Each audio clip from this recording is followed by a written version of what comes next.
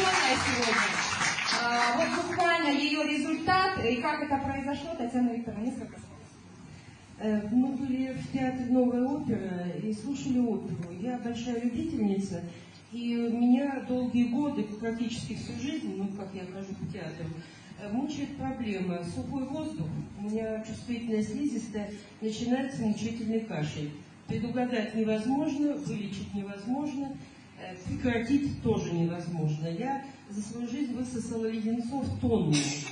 Лечилась и так, и сяк, и по-разному, но приступ снять невозможно. Это значит, или уходишь из зала, или пытаешься сдержаться. Красная, бордовая, слезы в 3 ручья – это мучительно, если кто это знает.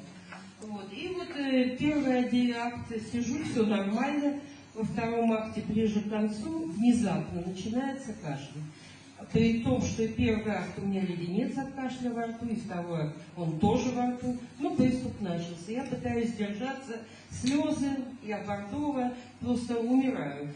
Тут мне соседка говорит: возьмите леденец и положите под язык. Ну, мне часто предлагают соседи, ну, потому что слушать это ж невыносимо, когда музыка звучит, а кто-то там кашляет. Я обычно не спорю и беру, но не всегда понимаю, потому что у меня во рту обычно есть что-то. Но тут я взяла этот леденец, положила под язык, и вдруг мой приступ внезапно прекратился. Я просто не верила, что такое может быть. И после окончания спектакля спросила у Саиды, что же это было такое.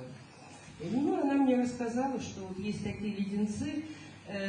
Я первый раз и мало что знаю об этой продукции, но вот этот эффект у меня, конечно, просто поразил. А что далее, я даже не знаю. Я дала ей Гроу попробовать. Просто вот было для меня удивительно, во-первых, что она не спросила, что это, просто взяла, сразу положила под язык.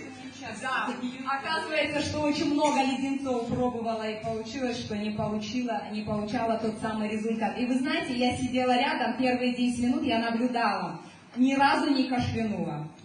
А потом я про нее забыла и начала снова смотреть очень внимательно оперу.